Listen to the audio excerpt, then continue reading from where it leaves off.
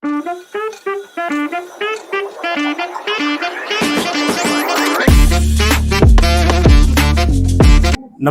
Kaizen classes के online platform पर आपका एक बार फिर से स्वागत है। उत्तराखंड में ग्रुप सी की तैयारी करने वाले सभी अभ्यर्थियों के लिए एक बहुत बड़ी खुशखबरी है। आज 9 अप्रैल 2025 को उत्तराखंड अधीनस्थ सेवा चयन आयोग की तरफ से एक नोटिफिकेशन जारी किया गया है, जिस नोटिफिकेशन में अलग अलग पदों पर भर्तियों की बात की गई है। अगर हम भर्तियों की बात करें मोटा मोटी, तो हम भर्ती देख पाएंगे ग्राम विकास अधिकारी की, ग्राम पंचायत विकास अधिकारी की, पटवारी, लेखपाल, सहायक समीक्षा अधिकारी, इन सभी पदों पर खूब सारी भर्तियां आयोग की तरफ से एक सौगात के रूप में आपके लिए पहुंचाई गई हैं। जो बच्चे तैयारी कर रहे हैं उनके लिए पर्याप्त समय भी आयोग ने यहाँ पे रखा है, एक एग्जाम डेट भी दी है। हम इस वीडियो में बात करेंगे कौन सी एग्जाम डेट है, कौन कौन बच्चे इस फॉर्म को भर सकते हैं, सिलेबस क्या रखा है आयोग ने, उन सब चीज़ों पे हम इस वीडियो में बात करेंगे। अगर आप हमारे चैनल पे नए हैं तो चैनल को सब्सक्राइब कर लीजिए ताकि हर छोटी बड़ी अपडेट आप तक समय से पहुंचती रहे। चलिए नोटिफिकेशन पे बात कर लेते हैं। अगर हम नोटिफिकेशन की बात करें तो उत्तराखंड अधीनस्थ सेवा चयन आयोग की तरफ से ये नोटिस जारी किया गया है। अगर इसके विज्ञापन की तिथि की बात करें तो दिनांक 9 अप्रैल 2025 को ये नोटिफिकेशन जारी हुआ है। आपके लिए 3 डेट महत्वपूर्ण है। ऑनलाइन आवेदन करने की जो तिथि है प्रारंभ होगी वो होगा 15 अप्रैल से आपके फॉर्म भरने स्टार्ट होंगे। अगर हम बात करें कि ऑनलाइन आवेदन करने की अंतिम तिथि क्या है, तो अंतिम तिथि 15 मई है। यानी आयोग ने सीधा सीधा आपको 1 महीना दिया है फॉर्म फिल करने का। 15 अप्रैल से लेकर के 15 मई तक आप अपना फॉर्म फिल कर सकते हैं। अगर किसी तरीके की आपके फॉर्म में त्रुटि होती है तो उसमें संशोधन करने की तिथि भी यहाँ पे मेंशन की है। 18 मई से लेकर के 20 मई तक आपके लिए करेक्शन विंडो ओपन रहेगी, आप उसमें जाके अपने फॉर्म को करेक्ट कर सकते हैं। नेक्स्ट डेट आपके लिए बड़ी महत्वपूर्ण है। लिखित परीक्षा की अंतिम तिथि के बारे में आयोग ने यहाँ जिक्र किया है, यानी जो एग्जाम डेट है वो 27 जुलाई 2025 है। 27 जुलाई 2025 की बात करें तो आपके पास लगभग अप्रैल के 20 दिन बचे हुए हैं, पूरा महीना मई का बचा हुआ है, पूरा जून का बचा हुआ है और लगभग 25 दिन आपके लिए जुलाई के हैं। ऐसे में जो अभ्यर्थी पहले से तैयारी में लगे हुए हैं वो अपनी तैयारी को और मजबूत बना सकते हैं, और जो अभी नए हैं तैयारी में, जो तैयारी करने की सोच रहे हैं, तो उनके लिए भी आयोग ने एक पर्याप्त समय यहाँ पे दिया है कि वो भी चाहें तो तैयारी करके एग्जाम को क्रैक कर सकते हैं, क्योंकि समूह ग के लिए इतना समय पर्याप्त होता है ग्रुप सी के एग्जाम्स के लिए। अगर हम पदों की बात करें कि किन पदों पर और कितनी संख्या में भर्तियां निकाली गई है, तो पहली भर्ती की बात कर लेते हैं। सहायक समीक्षा अधिकारी उत्तराखंड राज्यपाल सचिवालय में निकाली गई है। पदों की कुल संख्या 3 है। नेक्स्ट भर्ती पे बात करते हैं। व्यक्तिक सहायक उत्तराखंड अधीनस्थ सेवा चयन आयोग में निकाली गई है। पदों की संख्या आपके सामने लिखी है, 3 है। तीसरी भर्ती की बात करते हैं। सहायक अधीक्षक महिला कल्याण विभाग में पदों की संख्या 5 है। चौथी भर्ती की बात करते हैं। राजस्व उपनिरीक्षक यानी पटवारी। ये परीक्षा है जिस परीक्षा के बारे में आप सभी अभ्यर्थी बहुत दिनों से इंतजार कर रहे थे और वो इंतजार आयोग ने आपका खत्म कर दिया है। राजस्व उपनिरीक्षक यानी पटवारी की भर्ती निकली है और पदों की संख्या देखिए, पदों की संख्या 119 है। 119 पदों पर पटवारी की भर्ती होगी। पांचवी भर्ती की बात करते हैं। राजस्व उपनिरीक्षक यानी लेखपाल राजस्व विभाग में निकली है, और अगर आप इसके पदों की संख्या देखेंगे तो पदों की संख्या 61 है, जो कि अपने आप में एक ठीक ठाक नंबर है। नेक्स्ट भर्ती पे बात करते हैं ग्राम विकास अधिकारी की। ग्राम विकास अधिकारी के पदों की संख्या सबसे ज्यादा है और वो है 205, जिसको आप वीडियो कहते हैं, वो 205 पदों पर उसकी भर्ती होगी। नेक्स्ट है ग्राम पंचायत विकास अधिकारी, जिसको आप वीपीडीओ कहते हैं, पंचायती राज विभाग के द्वारा निकाली गई है और इसमें रखी गई है 16 पदों पर भर्ती। नेक्स्ट भर्ती की बात करते हैं। स्वागती उत्तराखंड पर्यटन विकास परिषद के द्वारा 3 पदों पर भर्ती होगी, और लास्ट जो भर्ती दिखाई गई है सहायक स्वागती उत्तराखंड पर्यटन विकास परिषद में, और ये है 1 पद पर भर्ती होगी। इस प्रकार अगर हम आज 9 अप्रैल 2025 के इस नोटिफिकेशन में निकाली गई भर्तियों की बात करें तो कुल भर्तियां हो जाती हैं 416। उत्तराखंड जैसे राज्य के लिए समूह ग में ये एक बहुत बड़ा अमाउंट बैठता है। जो अभ्यर्थी तैयारी कर रहे हैं उनके पास पर्याप्त समय है, क्योंकि समय सिर्फ उसका है जो समय का सदुपयोग कर ले। ये आप सभी के लिए एक बहुत सुनहरा मौका है। आप इस मौके को अच्छे से भुनाइएगा, अच्छे से तैयारी करिए और जुड़े रहिए काइजन क्लासेस के साथ। अब बात कर लेते हैं इसका सिलेबस क्या है, कौन कौन अभ्यर्थी इसमें एलिजिबल होंगे, वो सारी बातों पे। आयोग ने अपने इस नोटिफिकेशन में हर एक भर्ती के लिए जो जो एलिजिबिलिटी है उसको मेंशन किया है, उसके लिए किस तरीके की शैक्षिक योग्यता चाहिए, उसके लिए किस तरीके की शारीरिक योग्यता की जरूरत है, वो हर एक पोस्ट के लिए आयोग ने यहाँ पे रखी है। हम बात कर लेते हैं लिखित परीक्षा का पाठ्यक्रम और उसकी उत्तर प्रक्रिया जो है वो किस प्रकार होने वाली है। देखिए 100 नंबरों की परीक्षा होगी, वस्तुनिष्ठ परीक्षा होगी, बहुविकल्पीय प्रकार की होगी, objective type with multiple choice questions होंगे। 2 घंटे दिए जाएंगे, 100 नंबर की परीक्षा है, 100 अंकों की परीक्षा है और 2 घंटे मिलेंगे अभ्यर्थियों को, जिसमें उन्होंने स्पष्ट रूप से मेंशन किया है कि जो सामान्य और ओबीसी श्रेणी के अभ्यर्थी हैं उनको मिनिमम 45% अंक प्राप्त करने जरूरी हैं और जो अनुसूचित जाति और अनुसूचित जनजाति श्रेणी के अभ्यर्थी हैं उनको कम से कम 35% अंक प्राप्त करने हैं, अन्यथा वो लिखित प्रतियोगी परीक्षा में अनर्ह माने जाएंगे, यानी वो एलिजिबल नहीं होंगे। तो यानी 35% SC ST और जो ओबीसी और जनरल वाले हैं उनके लिए 45% अंक तो आने ही आने चाहिए। अगर हम नेगेटिव मार्किंग की बात करें तो सीधे तौर पे यहाँ पे लिखा है प्रत्येक प्रश्न के लिए 4 उत्तर विकल्प के रूप में दिए जाएंगे। अभ्यर्थियों को 4 उत्तर विकल्पों में से एक सर्वोत्तम उत्तर का चयन करना है। अभ्यर्थियों द्वारा प्रत्येक प्रश्न के लिए दिए गए एक गलत उत्तर के लिए प्रश्न हेतु नियत किए गए अंकों का 1/4 ऋणात्मक अंक दिया जाएगा। यानी नेगेटिव मार्किंग का प्रावधान है और नेगेटिव मार्किंग जैसा कि अभी तक आयोग करता आया है 1/4 नेगेटिव मार्किंग यहाँ पे होने वाली है।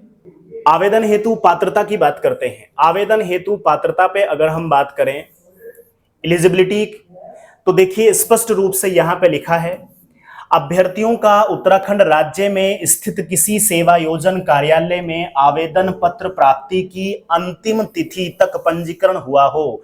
अब ये यहाँ पे बहुत सारे बच्चों को डाउट रहता है, हमसे क्लास या क्लास के बाहर बच्चे पूछते हैं क्या हम फॉर्म भर सकते हैं, हमारा तो इस तरीके से किसी सेवायोजन कार्यालय में नाम नहीं दर्ज है।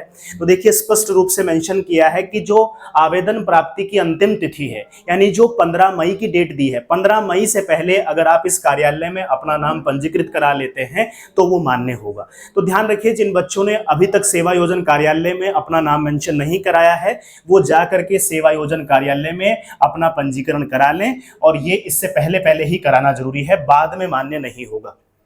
दूसरा पॉइंट इसमें दिया है अभ्यर्थी उत्तराखंड राज्य का एक मूल निवास या स्थायी निवास प्रमाण पत्र धारक हो। तो यानी उत्तराखंड के बाहर का कोई बच्चा इस फॉर्म को नहीं फिल कर सकता। उत्तराखंड लोक सेवा आयोग की परिधि के बाहर समूह ग के सीधी भर्ती के पदों पर भर्ती हेतु आवेदन करने के लिए वही अभ्यर्थी पात्र होगा जिसने अपनी हाई स्कूल और इंटरमीडिएट अथवा इसके समकक्ष स्तर की शिक्षा उत्तराखंड राज्य में स्थित मान्यता प्राप्त संस्थानों से उत्तीर्ण की हो। ये सारी बातें आयोग ने यहाँ स्पष्ट रूप से मेंशन की है। अपने इस डिटेल नोटिफिकेशन को हम अपने टेलीग्राम चैनल पे प्रोवाइड करा देंगे, लिंक इस वीडियो के डिस्क्रिप्शन में आपको मिलेगा। इसका डिटेल नोटिफिकेशन फॉर्म भरने से पहले आप जरूर पढ़ के जाइए। एक सचेत अभ्यर्थी की तरह आपको डिटेल नोटिफिकेशन पढ़ना चाहिए, वो सारी बातें आपको पता होनी चाहिए जो आयोग ने इस पे मेंशन की है। फीस की बात कर लेते हैं, शुल्क की बात कर लेते हैं। अभ्यर्थियों द्वारा निम्नलिखित परीक्षा शुल्क जमा कराना अनिवार्य है। अनारक्षित यानी जिसको हम जनरल कहते हैं और ओबीसी उनके लिए 300 रुपए का फॉर्म होगा। उत्तराखंड अनुसूचित जाति SC, उत्तराखंड अनुसूचित जनजाति और आर्थिक रूप से कमजोर EWS के लिए 150 रुपए का होगा। उत्तराखंड के दिव्यांग अभ्यर्थी उनके लिए भी 150 का होगा, और जो अनाथ हैं यानी जो ऑर्फन है उनके लिए कोई फीस यहाँ पे नहीं रखी गई है। ये आपकी फीस है जो आपको आयोग को पे करनी है। अब हम बात करते हैं इस नोटिफिकेशन के सबसे महत्वपूर्ण बिंदु पर, और वो है पाठ्यक्रम पर। देखिए भाग 1 दिया है, ऐसे करके उसने भाग बनाए हैं। भाग 1 में इसने हिंदी को रखा है, सामान्य हिंदी, भाषा भी होगी और साहित्य भी होगा। अंकों की बात करें तो 20 नंबर की हिंदी इसमें आने वाली है। हम फटाक से इस हिंदी को पढ़ लेते हैं, कौन कौन सी बातें इसमें रहेंगी। भाषा और हिंदी, भाषा एवं हिंदी भाषा, भाषा के प्रकार हो, हिंदी भाषा का विकास हो, ये आप आराम से पढ़ सकते हैं।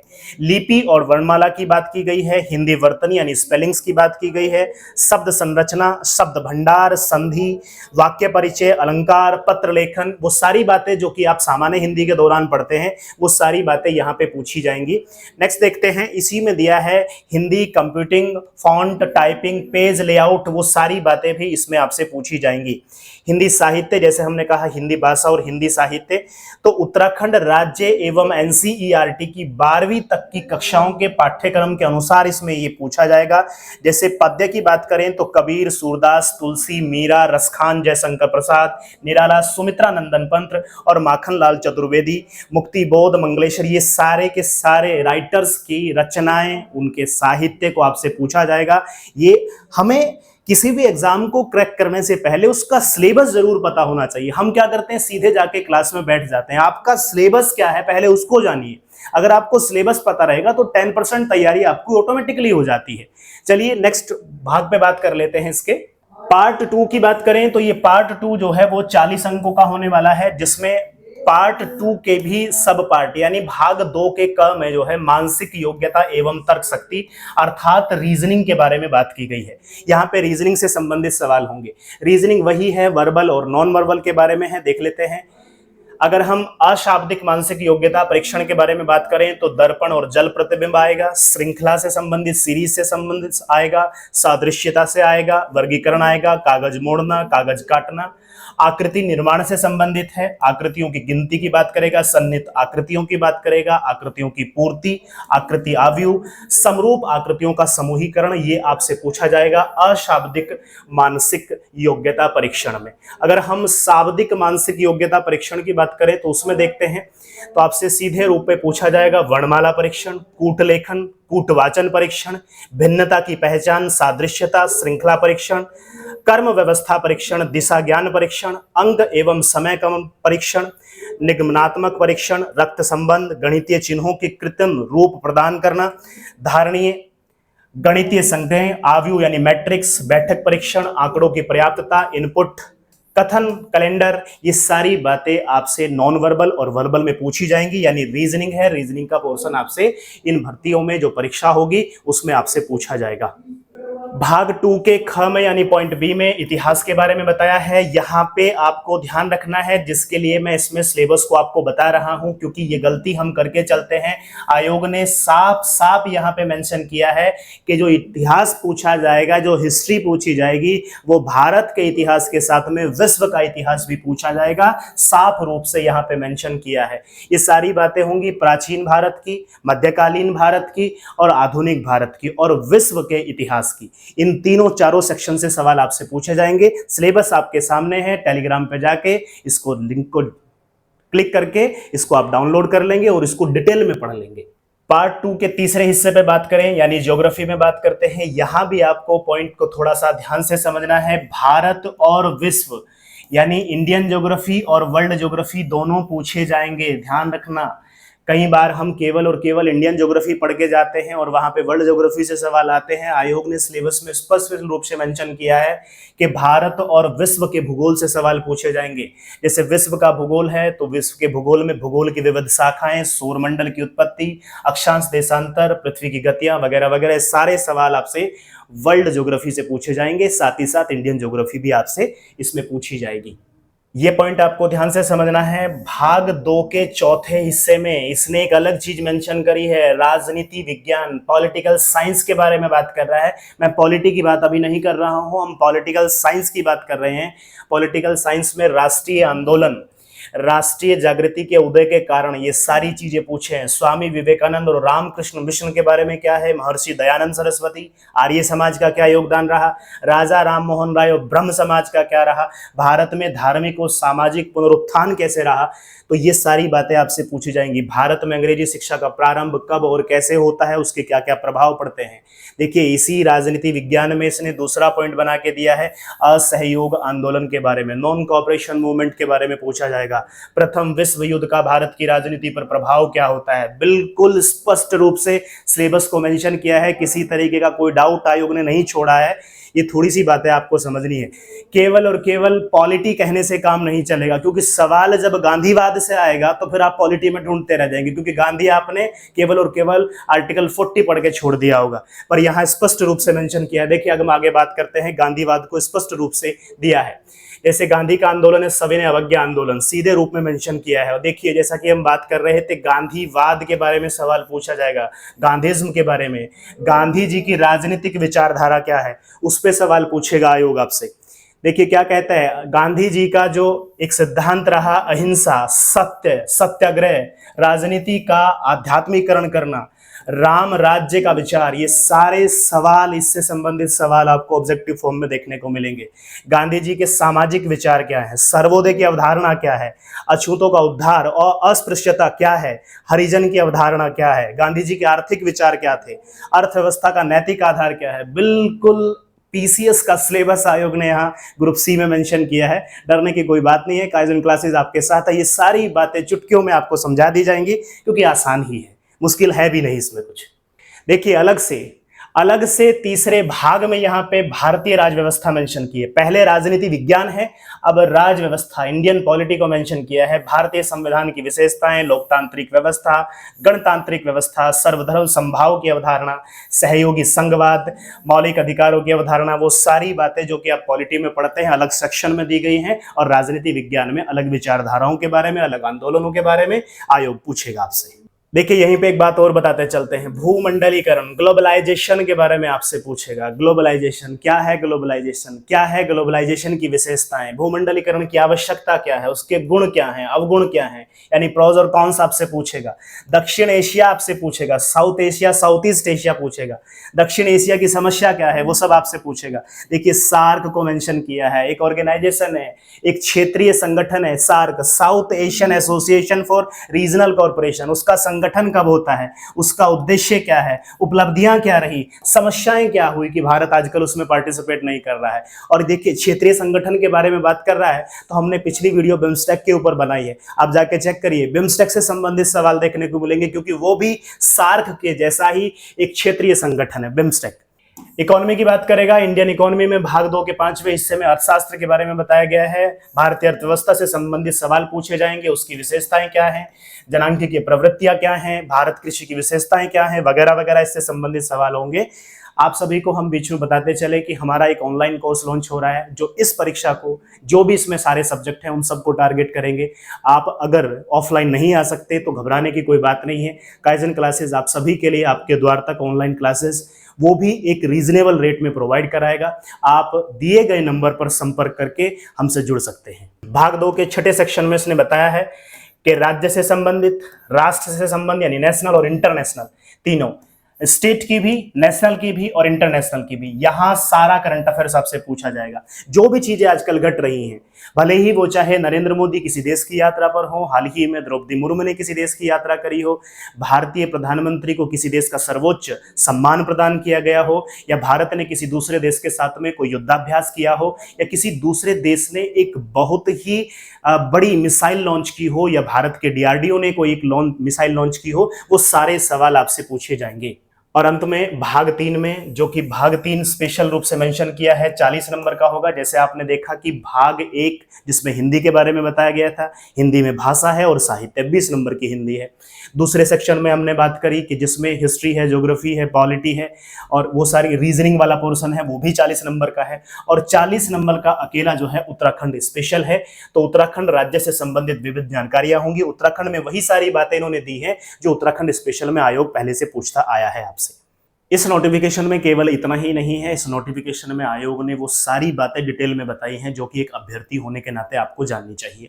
इस नोटिफिकेशन को मेरे कहने से आप डिटेल से जाकर के पढ़िए, चीज़ों को जानिए, क्या कुछ एलिजिबिलिटी रखी है आयोग ने, कब कब कौन कौन सी चीज़ें होनी है, सिलेबस क्या है। अगर आपने सिलेबस लाइन टू लाइन पढ़ लिया, जैसे उसने स्पष्ट रूप से इतिहास में मेंशन किया है, लिखा है उसने राजा राम मोहन राय और सामने लिखा है ब्रह्म समाज, तो सीधा सीधा उत्तर तो आपको मिल रहा है राजा राम मोहन राय ब्रह्म समाज से जुड़ा है। स्वामी विवेकानंद, रामकृष्ण मिशन उसने दिया है, सर्वोदय महात्मा गांधी, सारी चीजें तो उसने मेंशन करके रखी हैं, बिल्कुल क्रिस्टल क्लियर आपके सामने आयोग ने रखा है। केवल और केवल ऊपरी ऊपरी सतह पर चीजों को जानने से काम नहीं चलेगा, क्योंकि कंपटीशन लगातार बढ़ता जा रहा है। ये होती है आज के हमारे नोटिफिकेशन की, जो कि 9 अप्रैल 2025 को उत्तराखंड अधीनस्थ सेवा चयन आयोग की तरफ से जारी किया गया है। अब यहाँ पे एक छोटा सा अनाउंसमेंट हम करते हैं आपके सामने। जो अभ्यर्थी ऑफलाइन हमसे जुड़ना चाहते हैं वो रुड़की में रामनगर में यादवपुरी कॉलोनी में दिए गए नंबर पे संपर्क करके हमसे जुड़ सकते हैं। हमारे नंबर है 8954760682। हम क्या कराएंगे हम आपको वो बताते चलते हैं। ये जो पूरा सिलेबस है, चाहे वो राजनीति विज्ञान हो या पॉलिटी हो, हिस्ट्री हो, ज्योग्राफी हो, हिस्ट्री में भी वर्ल्ड हिस्ट्री भी हो, ज्योग्राफी में वर्ल्ड ज्योग्राफी भी हो, उत्तराखंड स्पेशल हो, रीजनिंग का सेक्शन हो, और चाहे फिर वो हिंदी भाषा या हिंदी साहित्य हो, ये सारी कंप्लीट तैयारी एक रीजनेबल फीस के माध्यम से आप सभी बच्चों को कराई जाएगी। साथ ही साथ इसमें हम अपना टेस्ट सीरीज प्रोग्राम भी रखेंगे। जो क्लास टेस्ट होते हैं उनके अलावा इसमें हम लास्ट में एग्जाम से पहले लगभग 1 महीने तक रेगुलर टेस्ट सीरीज आपके लिए चलाएंगे। वो सारी बातें भी हमारे इस कोर्स में इंक्लूड रहेंगी। जो बच्चे हमसे जुड़ना चाहते हैं उनके लिए मैं टाइमिंग यहाँ पे बताता चलूँ। हमारे यहाँ सुबह 8:30 बजे से फिलहाल बैच स्टार्ट हो रहा है। 8:30 बजे से 9:30 बजे तक हमारे यहाँ हिंदी की क्लास होती है। 9:30 बजे से 10:30 बजे तक 10:30 हमारे यहाँ जीएस की क्लास होती है, सामान्य अध्ययन की क्लास होती है। 10:30 बजे से 11:30 बजे तक नेक्स्ट बैच स्टार्ट होता है, उसमें उत्तराखंड स्पेशल कराया जाता है। 11:30 बजे से 12:15 बजे तक 12:15 तक हमारे यहाँ रीजनिंग का सेक्शन होता है, और 12:15 बजे से लगभग 1:15 बजे तक हमारे यहाँ मैथ्स आपको कराया जाता है। यानी एक दिन में आपका जो सिलेबस है उसका हर विषय आपको पढ़ाया जाएगा, और दिए गए समय में पूरे वादे के साथ इसको पूरा कराया जाएगा, रिवीजन कराया जाएगा। और जो बच्चे हमसे ऑफलाइन नहीं जुड़ सकते किसी वजह से, वो बच्चे इस नंबर पर संपर्क करके हमारी ऑनलाइन क्लास ले सकते हैं। ऑनलाइन क्लास में भी वही सब टीचर रहेंगे, उसी तन्मयता के साथ में आपको पढ़ाएंगे जैसे कि आप ऑफलाइन पढ़ते, वही सारी चीज़ें होंगी। आप दिए गए नंबर पर संपर्क कर सकते हैं, दिए गए समय में सारी चीज़ें पूरी कराई जाएंगी। तो चलिए मिलते हैं एक नई वीडियो के साथ, तब तक के लिए जुड़े रहिए।